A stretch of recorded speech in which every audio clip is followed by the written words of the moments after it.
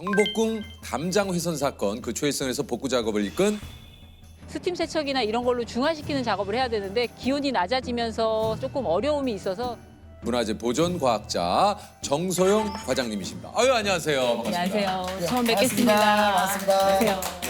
자 소개를 좀 해주시죠. 네, 저는 문화재청 국립고궁박물관 유물과학과에서 과장으로 근무하고 있는 정소영입니다. 처음 뵙겠습니다. 아 반갑습니다. 이번에 그 발생한 경복궁 담장 훼손 사건에 관한 얘기를 좀 드리자면 12월 16일이죠. 오늘 새벽 서울 경복궁 담벼락에 누군가 낙서를 남기고 갔다는 신고가 들어왔습니다. 스프레이로 된 낙서는 경복궁 담장 두 곳에서 발견됐는데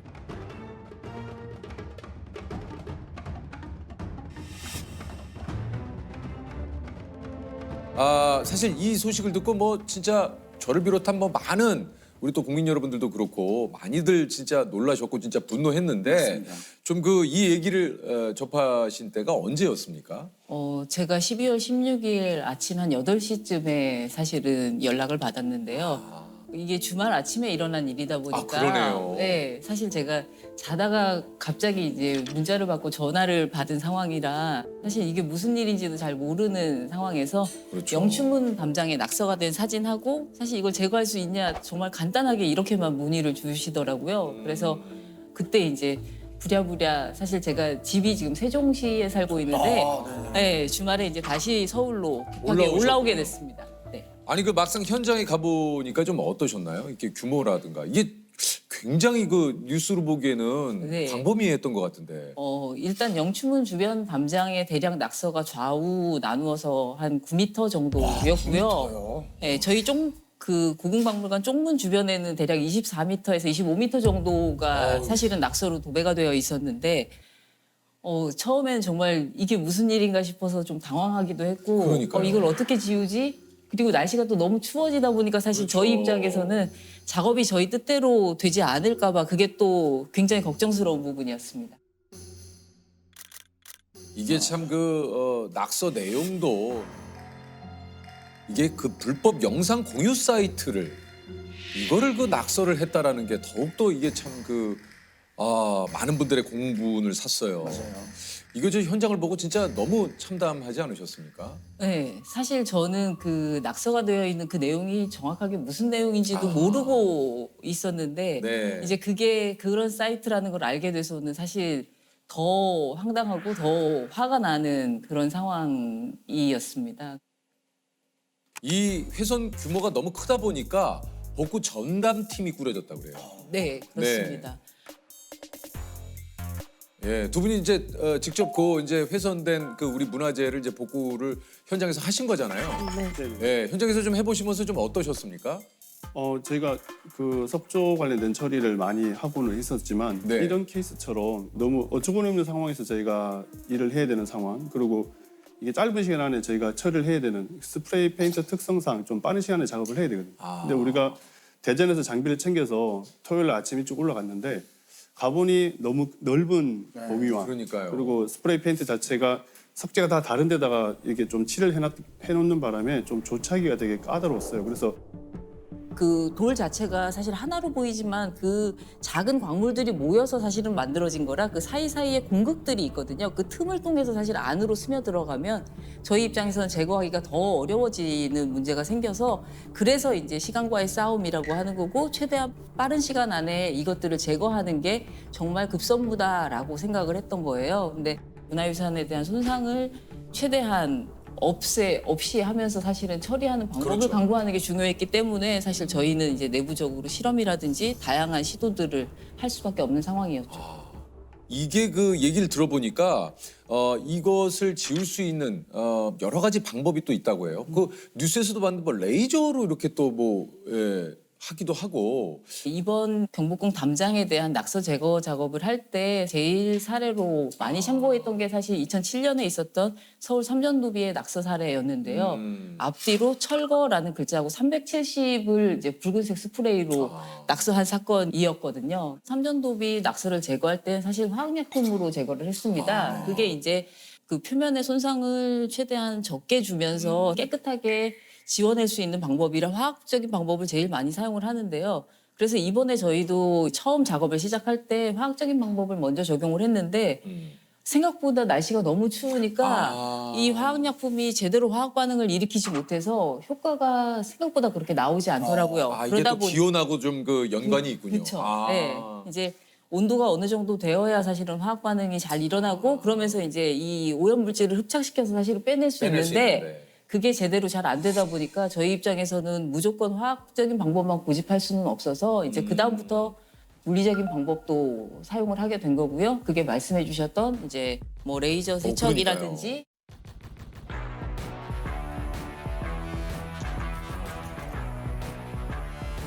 치과에서 치석 제거하는 모터 툴 같은 장비를 이용한다든지 아니면 블라스팅 방법이라든지 이런 방법들을 다양하게 적용하였습니다. 이게 그 블라스팅이라는 게 미세 모래가루 같은 것들을 이렇게 좀 도포를 해가지고 이렇게 떼내는 거라고요. 네, 이렇게 약간 총처럼 생긴 이런 장비가 있는데요. 그 앞에 이제 아주 고운 미세한 돌가루들이 그쪽을 통해서 이제 표면을 이렇게 살짝. 쏘면서 그걸로 오염물을 살짝 벗겨내는 방식으로 진행을 하는 거죠.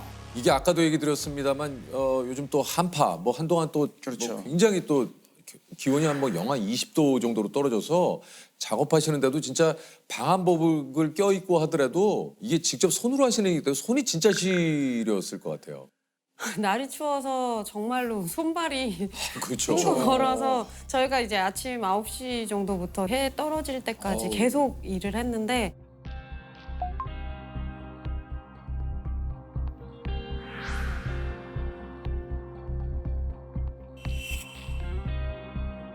분진과 매연과 추위와 그러니까. 그 공간 안에서 우리가 보안경을 쓴다든지 하는 거는 기본적인 수칙은 지켜줘야 되는데 네. 우리가 색을 제거하는 작업을 하다 보면 그런 보안경이 오히려 간섭이 되는 경우가 있거든요. 그럼 그걸 보안경 없이 맨눈으로 보면서 작업을 해야 되는 상황도 좀 있고. 그 와중에 그러니까 날이 너무 추우니까 장비들이 저희가 그렇죠. 말을 잘 안 듣죠. 가동이 안 되고 얼어서 장비들이 계속 셧다운되는 일들이 벌어져서 그래서 또 이제 지연되고 사실은 저희가 숭례문 사건이 굉장히 큰 사건이었다 보니까 그때 이후로는 궁이라는 곳에서 이제 전기 시설들을 거의 다 정리를 했었기 때문에 전기 수급부터 이제 큰 일이었고 이제 사건이 일어나고 나서 한 4일 후에 드디어 이렇게 범인이 잡혔는데 이게 참 그 많이 허탈했던 게 10대 또 그 청소년들이었어요. 이게 참 정말 그 경복궁과 세종대왕상에 그 낙서하면 300만 원을 주겠다라는 제안을 받고 한 행동이라고 그렇게 받은 대가가 10만 원. 이 고작 그 이 10만 원의 돈 때문에 이런 어마어마하고 이 지금 많은 분들의 진짜 이 분노를 자아내는 이런 일을 벌였다는 게 참 이게 믿기지가 않았어요. 네.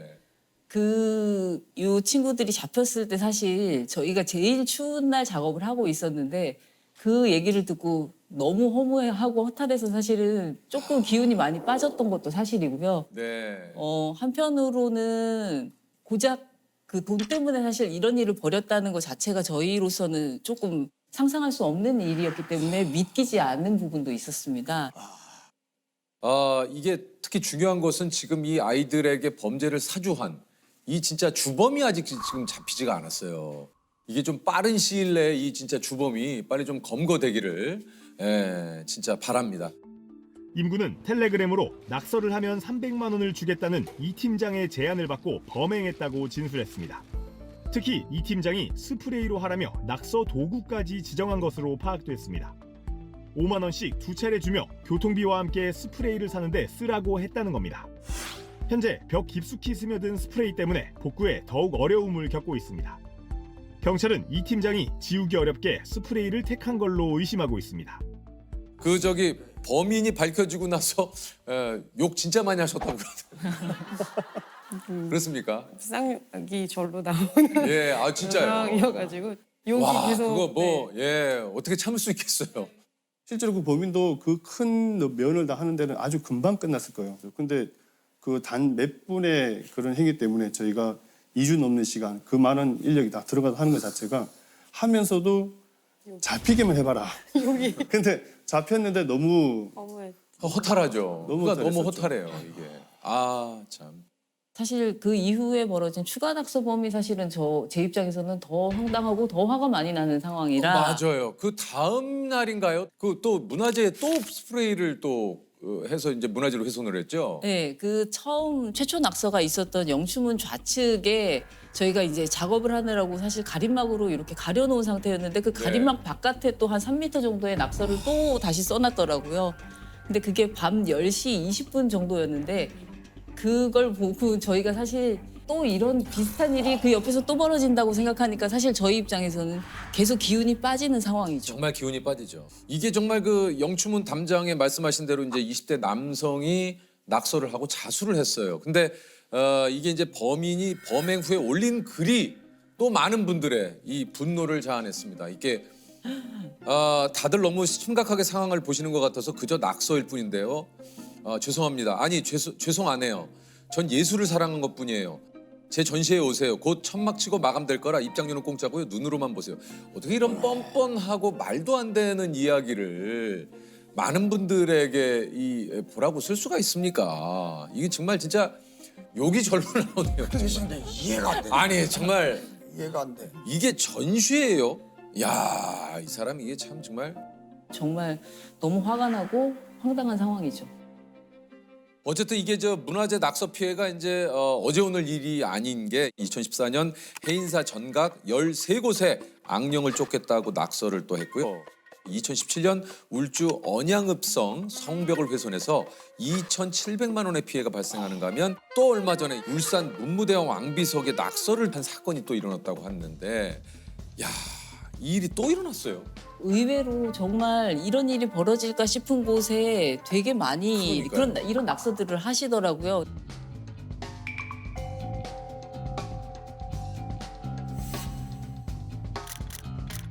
이 정도야 뭐 사실 이렇게 가볍게 생각하시는 것 같거든요. 뭐 남들도 그리고- 했으니까 네. 뭐. 그리고 나 하나 더 한다고 해서 뭐 이게 큰일 그렇죠. 있겠어? 뭐 달라지겠어? 왜? 뭐 이제 이렇게 생각하시고 사실 거기에 별일 아닌 걸로 하시지만 사실 정말 문화유산을 훼손하는 건 정말 큰 범죄입니다. 그리고 사실 이런 행위들은 정말 절대 하시면 안 되는데 그 부분에 대한 것들을 꼭 다시 한 번만 좀 생각해 주셨으면 좋겠습니다. 이게 이제 문화재보호법 제 92조 제 1항에 따르면 문화재를 훼손할 경우 3년 이상의 유기징역에 처한다. 이게 이제 법에 나와 있습니다. 이것에 대한 처벌은 정말 본인이 직접 받으셔야 된다라는 점을 다시 한번 얘기 드립니다. 아니 그 언론에도 이제 공개가 됐지만 피의자들에게 최대 1억 원의 손해배상을 청구한다고 뉴스에 좀 났거든요.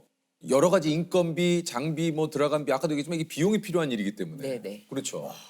문화재보호법이 2020년에 개정이 생기면서? 되면서 이렇게 문화유산에 글씨를 쓰거나 그림을 그리는 훼손 행위를 한 사람들에게 원상복구를 명령할 수 있도록 사실은 규정이 개정되면서 이번이 이제 첫 번째 그 사례가 되는 거죠. 근데 이게 이제 첫 번째 사례군요. 네, 그렇습니다. 그래서 저희가 이제 원상복구를 하는 방법은 두 가지가 있는데요. 하나는 행위자가 직접 원상복구를 하는 방법이 있고요. 이제 그게 원활하지 않을 경우에는 사실 국가나 지방자치단체에서 먼저 원상복구를 하고 그에 대한 비용을 이제 청구하는 방식으로 진행을 하는데 야, 이게 사실은 그러니까 이렇게 이제 비용적으로 이제 후에 여러 가지 복구 비용을 청구하는 것도 있지만 아까 얘기한 대로 야, 이걸 이제 본인이 직접 지우게 하는 그것도 참 좋은 방법일 수 있겠다라는 생각이 드는데. 사실 저희가 처음 이 작업을 막 하고 있을 때 이제 이 범인들이 저희 작업하는 동안에 잡히면 이 사람들 데려다가 여기다 그러니까요. 놓고 같이 이걸 좀 시켰으면 좋겠다라는 생각도 사실 저희가 맞아요. 내부에서 일할 때는 예. 그런 그거 얘기를 참 좋은 방법인 것 같아요.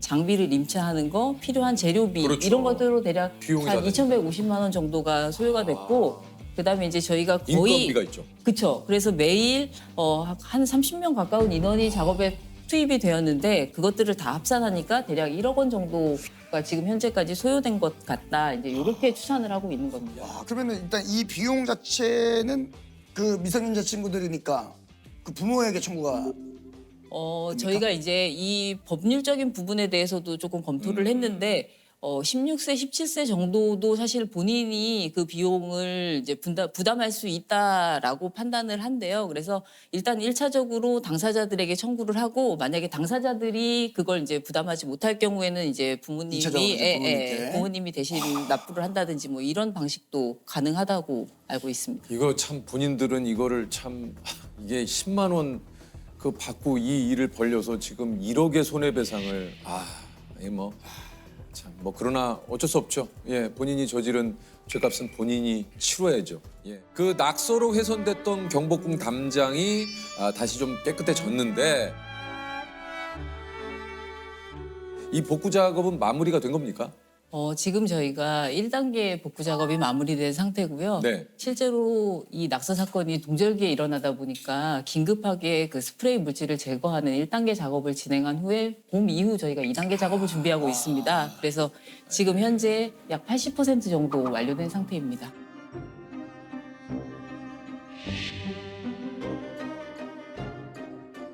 야, 그러니까 이 문화재가 한번 훼손이 되면 이게 복구하기가 어마어마하게 힘드네요. 저희가 그러면 완벽하게 복구가 되려면 한 어느 정도 한 올 6월 정도는 돼야 될까요? 저희가 지금 사실 이제 표면 상태가 어떻게 변화되는지 뭐 이런 것들을 이제 동절기에 계속 모니터링을 하고 아마 빨라도 4월은 되어야 2차 그렇겠죠. 작업을 시작할 수 있을 것 같아서 네. 그렇군요. 뭐 우선은 이런 일을 통해서 다시는 이런 일이 일어나면 안 되겠죠. 그럼요. 네. 예. 네네. 그런 일이 있을 때는 언제든지 그런 것들을 좀 주변에 얘기해 주시고 좀 신고를 해 주시기 바라겠습니다. 네. 그래서 이번에 저희가 국가유산 훼손 신고 전화를 있습니까? 네, 지금 잘 운영하고 되네요. 있습니다. 네. 그래서 1661-9112번이고요. 네, 꼭 얘기하신 이곳으로 전화를 해서 신고를 좀 해주시길 부탁을 드리겠습니다. 우리 문화재는 뭐 이제 우리 스스로 또 지켜야 돼요.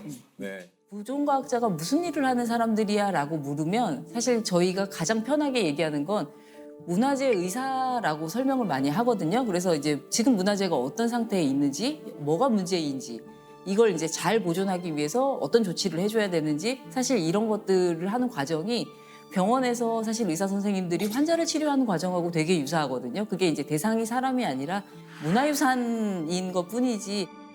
사용하는 장비도 그래서 저희도 엑스레이 장비나 CT 장비로 내부 구조를 보는 그런 분석법도 적용을 하고 있고요. 제가 다보탑을 2009년, 10년 보존체를 했었었는데 그때 사진들을 보면 우리 아버지 때 수학여행 오셨던 그런 유물을 우리가 하고 있고